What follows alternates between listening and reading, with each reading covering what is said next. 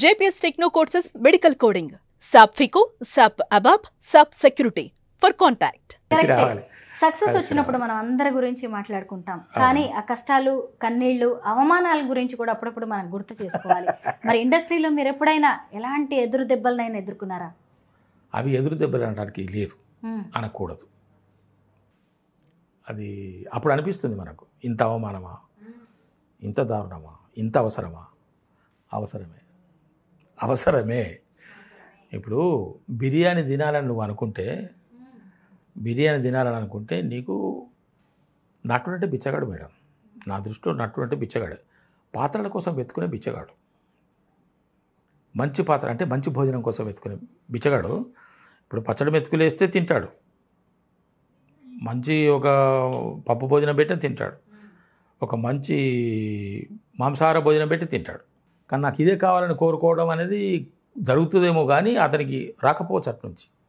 అలాగా నటుడికి కూడా విభిన్నమైన, ఏ నటుడు పర్ఫెక్షన్ ఉన్న నటుడు, పర్ఫెక్ట్ నటుడు విభిన్నమైన పాత్రలు పోషించాలని, పాత్రలకే అంకితమైపోవాలని, పాత్రే నా జీవితం అని అనుకునేవాడే కళాకారుడు.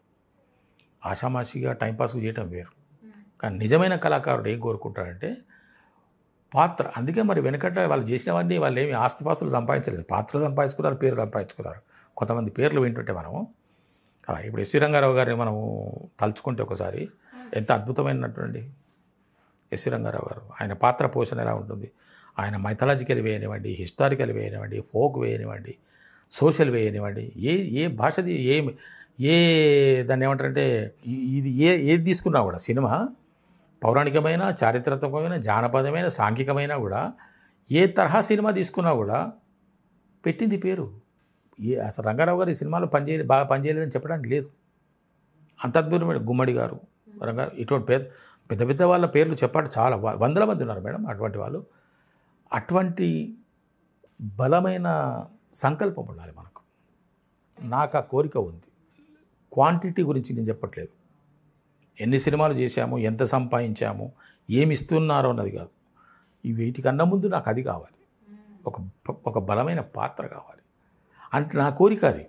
నేను దాన్ని చేయగలుగుతున్నా చేయలేదన్నా దర్శకుడు గారి చేతిలో ఉంటుంది. దర్శకుడు గారు నేను మట్టి ముద్దను, నేనే కాదు ఏ కళాకారుడైనా మట్టి ముద్దనే. దాంతో నువ్వు గణపతి బొమ్మ చేస్తావా, శివుడి బొమ్మ చేస్తావా, శివలింగం చేస్తావా, రాముని చేస్తావా అనేది ఒక దర్శకుడు గారి చేతిలో ఉంటుంది. అందుకే దర్శకుడు గారిని మెప్పించినామంటే ప్రపంచాన్ని మెప్పించినట్టే. అదే దర్శకుడికి నటుడికి ఉన్నటువంటి అనుబంధము, సంబంధము. రిటైర్ అయిన తర్వాత చాలామంది ఆ రిటైర్మెంట్ డబ్బులతో హాయిగా ఫ్రీ టైంలో ఎంజాయ్ చేద్దాం అనుకుంటారు, కానీ మీకు ఎక్కడో లోపల మిగిలిపోయింది, నేను సాధించాల్సింది ఉంది అని. నాకు ఇప్పటికీ ఉంది మేడం, ఇంకా నా గమ్యం ఇంకా ఉంది. నాకు అవకాశం దేవుడు ఇవ్వాలి, నాకు ఆ శక్తిని ఇవ్వాలి అనేది ఉన్నది. నాకు చిరస్థాయిగా నిలిచిపోయేటువంటి ఇది నా ఆశ. ఇదేదో చెప్పుకోవటం కాదు, ఇది నా ఆశ, నా మనసులో ఉన్న కోరిక. అటువంటి పాత్రలు చేయాలనేటువంటి ఒక కోరిక నాకు చిన్నప్పటి నుంచి ఉన్నది మేడం. అల్లటపక కాదు, సినిమా నటుండి అనేటువంటి ఒక భావన నా మనసులో నేను పుట్టినప్పటి నుంచే ఉన్నది. నటన ఎప్పుడు నేర్చుకున్నారు, నటన ఎక్కడ నేర్చుకున్నారు అనే దానికి మీరు ప్రశ్న వేయలేదు, కానీ ఆ ప్రశ్న మీరు కనుక వేస్తే నా సమాధానం ఏమిటంటే నేను పుట్టుకతోనే నటుండి అనేటువంటి భావన నాలో ఉన్నది అది. అసలు మీ క్యారెక్టర్స్ చూస్తే మాకు అర్థమవుతుంది, అందుకే నేను ఆ ప్రశ్న అడగలేదు. ఎందుకంటే మీరు చాలా న్యాచురల్గా అసలు నటించడం కాదు, జీవిస్తూ ఉంటారు అంతే. ఒకటి చెప్పారా, ఆ క్యారెక్టర్లోకి పరకాయ ప్రవేశం చేస్తూ ఉంటారు. ఇప్పుడు పెద్ద పెద్ద దర్శకుల దగ్గర చేస్తున్నాను మేడం, నోటెడ్ దర్శకుల దగ్గర చేస్తున్నాను. అటువంటిప్పుడు ఆ సందర్భంలో కూడా, ఆ సన్నివేశంలో కూడా సీన్ పేపర్ నాకు ఇస్తే సీన్ పేపర్ చూసుకుని డైలాగులు చెప్పేసేసుకొని అదేమిటో వాళ్ళకి మాడ్యులేషన్ ఏమిటి సార్ అని ఒకసారి అడిగి, ఆ తర్వాత నేను చేస్తుంటే ఓకే సార్ ఇది బాగుంది అని అంటున్నారు. హ్యాపీ అది కాదు సార్, అది కాదండి, ఈ సిచ్యువేషన్ వేరు, అది కాదయ్యా ఇలాగ చెయ్యి అని చెప్పేసి అని అంటలేదు, ఓకే అంటున్నారు. కారణం తెలియదు అంటే వాళ్ళని సాటిస్ఫై చేయగలుగుతానే కదా, వాళ్ళు నా కోసం ఏం కాంప్రమైజ్ అయ్యారు కదా. మీరు ఏం చేస్తే అదే ఓకే అని అనడానికి అనరు కదా. కాబట్టి అలా చేస్తున్నారు కాబట్టి నాకు ఇంకా కాన్ఫిడెన్స్ పెరుగుతున్నది నా లోపల. నాకు చిన్నప్పటి నుంచి అదే మేడం. అందుకే నాకు ఈ గుమ్మడి గారి పేరు, రంగారావు గారి పేరు, నాగయ్య గారి పేరు తీసుకుంటే, నేను చిన్నప్పుడు చూసిన సినిమాల్లో వాళ్ళు వేసిన పాత్రలు నన్ను బాగా బలంగా నా లోపల ముద్రపడిపోయినాయి. అటువంటి క్యారెక్టర్ చేయాలి, అంత పర్ఫార్మెన్స్ చేయాలి. అసలు కొన్ని సినిమాలు చూస్తుంటే అసలు వీళ్ళు నటులా, నటరాజులా అనిపిస్తుంది. ఎస్వి రంగారావు గారు కానీ, గుమ్మడి గారు కానీ, నాగయ్య గారు కానీ, ఎంత అప్పటి రోజుల్లో ఇంకా ఇప్పుడున్నంత ఈజీ కూడా లేదు అప్పుడు.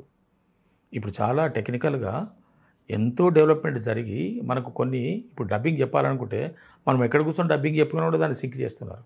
కానీ అప్పట్లో కాదు కదా మేడం.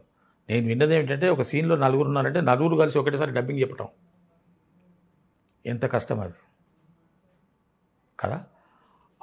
అట్లా బలమైనటువంటి పాత్రలు వేయాలనేటువంటి కోరిక ఉన్నది. మురళి గారు, ఈ ఇంటర్వ్యూ మొదలైనప్పటి నుంచి నేను చూస్తూ ఉన్నా, నాకు అలాంటి క్యారెక్టర్ చేయాలని ఉంది, ఈ క్యారెక్టర్ చేయాలని ఉంది, జనం గుర్తుపెట్టుకునే క్యారెక్టర్ చేయాలని ఉంది అంటున్నారే తప్ప ఆ స్టార్ హీరో సినిమాలో నటించాలి, ఈ స్టార్ హీరో సినిమాలో కనిపించాలి అనేది మాత్రం నాకు కనిపించలేదు. ఎంతకీ మీరు పాత్రని ప్రేమిస్తున్నారు, సినిమాని ప్రేమిస్తున్నారు. నిజంగా పెద్ద హీరోల సినిమాల్లో నటించాలని లేదా? ఎందుకున్నది మేడం, ఉంటుంది. కానీ అవకాశాలు రావాలి కదా. అవకాశాలు అది చెప్పినా కదా మేడం. పాత్ర వేయాలి అంటే దానికి మనకు అది మనకు ప్రాప్తం ఉంటేనే ఆ పాత్ర వస్తుంది. చిరంజీవి గారి సినిమాలో, అంటే మీరు అన్నారు కాబట్టి చెప్తున్నాను, చిరంజీవి గారి సినిమాలో 2 సార్లు నాకు అవకాశం వచ్చింది. 2 సార్లు అవకాశం వస్తే ఆ 2 సినిమాల కోసం నేను ఇంకొక 4 సినిమాలు పోగొట్టుకున్నాను. అయ్యో, ఇది అవసరమైతే ఉంచండి, లేకపోతే కట్ చేయండి. మీరు అడిగారు కాబట్టి చెప్తున్నాను. మరి చిరంజీవి గారిని ఉటంకించారు ఎందుకు అంటే దానికి నా దగ్గర జవాబు ఉండదు. కానీ వాస్తవం, దానికి వివరణ కూడా ఇచ్చుకున్నాను నేను. దానికి వేరే రకాలు చెప్పారు. ఈ సందర్భంగా ఇంకో విషయం కూడా చెప్తున్నా, ఇది మీరు బాగా జ్ఞాపకం చేశారు. దానికోసం కాకపోయినా దీనికోసం అని చెప్పాలి. నేను అవైలబుల్ లేను అని చెప్పేసి వెళ్ళిపోయిన సందర్భాలు అవి. కానీ ఆయన కోసమే, ఆ సినిమా కోసమే నేను 3 సార్లు 3 షెడ్యూళ్ళు, నాకు 3 సార్లు డేట్లు ఇస్తే 3 సార్లు ఆ డేట్లను సరిపెట్టుకొని వేరే సినిమాలు వదిలేసుకున్నా. చివరికి ఈ సినిమాలో నాకు అవకాశం రాలేదు. ఒక పెద్ద ఆయనను నేను ఒకానొక సందర్భంలో అనుకోకుండా కలవాల్సి వచ్చింది. అక్కడ నాకు అనుమానం వచ్చింది. నేను కొన్ని విషయాలు బాగా వివరించి తీసుకుంటాను మేడం. వివరించి చెప్తాను, వివరించి తీసుకుంటాను. నాకు ఆ వివరణ కోరవలసిన అవసరం నాకు వచ్చింది. వివరణ నేను ఇవ్వాల్సిన అవసరం నాకు అనిపించింది. ఎందుకు జరిగింది సార్ ఇలా అని అడిగాను. మీరు ఎక్కడ దొరుకుతారండి, మీరు చాలా బిజీ కాదు అన్నారు. అనుమానం వచ్చింది నాకు. సార్ ఇక్కడ తేడా, ప్లీజ్ మీరు ఏమనుకోకండి, దయచేసి మిమ్మల్ని నేను బలవంతా పెడుతున్నానని అనుకోకండి సార్. నాకు 3 సార్లు డేట్లు ఇచ్చారు సార్, 3 సార్లు క్యాన్సిల్ అయింది. ఎప్పుడు అంటే ఇప్పుడు నేను డేట్లు కూడా చూపించాను. ఇప్పుడు సార్ ఏమైంది అని అంటే, లేదండి అది కొంచెం షెడ్యూల్ పోస్ట్ పోయిందని ఒకసారి, ఇంకేదో జరిగిందని ఒకసారి చెప్పి చివరికి లేదని అన్నారు. నేను దానికోసం ఒక పేర్లు కూడా చెప్పాను, ఫలానా సినిమాలు పోగొట్టుకున్నాను సార్, అక్కడ దాంట్లో ఇంపార్టెంట్ రోల్ కూడా నేను పెద్ద అయిన సినిమాలు చేయాలని, అందుకే అవకాశం వచ్చింది నాకు చేయాలని చెప్పేసి అని. మీరు నాకు అవైలబుల్ లేరని వచ్చిందండి రిపోర్టు. దానికి మనం ఏం చేయలేము. నేనేమని సరిపెట్టుకున్నాను, బాధపడలేదు. మనకు ప్రాప్తం లేదు కదా. మనకే కనుక ప్రాప్తం ఉంటే నేనే ఆ సినిమాలో ఏదో ఒక క్యారెక్టర్ వేయాలని అనుకుంటే అవేవి పోస్ట్ పోన్ అయ్యేవి కావు. నన్ను వాళ్ళు ఖచ్చితంగా తీసుకునేవాళ్ళు. అందుకే నేను ఎప్పుడు బాధపడను. క్యారెక్టర్ పోయిందన్నా బాధపడను, క్యారెక్టర్ వచ్చిందన్నా బాధపడను, క్యారెక్టర్ వచ్చిందన్నా సంతోషపడను. క్యారెక్టర్ వచ్చింది అంటే మనకు ఆ ప్రాప్తం అన్నట్లు లెక్క. ఎందుకు ఇప్పుడు అదే విషయము నేను కూడా కొన్ని సందర్భాల్లో వేరే వాళ్ళని మార్చి నన్ను తీసుకునేవి కూడా ఉన్నాయి. వాళ్ళ కారణాలు వాళ్ళకు ఉండొచ్చు. నాకు అదే మహద్భాగ్యంగా అనిపించింది. అనుకోకుండా ఒక సినిమా అవకాశం వచ్చింది, చాలు. నటించాలి, అద్భుతమైన క్యారెక్టర్స్ వెయ్యాలి, జనం గుర్తుపెట్టుకునేలా మనం ఉండాలి అనేది ఆ ఫైర్ మాత్రం మీలో బాగా కనిపిస్తోంది. సంకల్ప బలం గట్టిగా ఉంటే రగులుతోంది తెలుస్తోంది.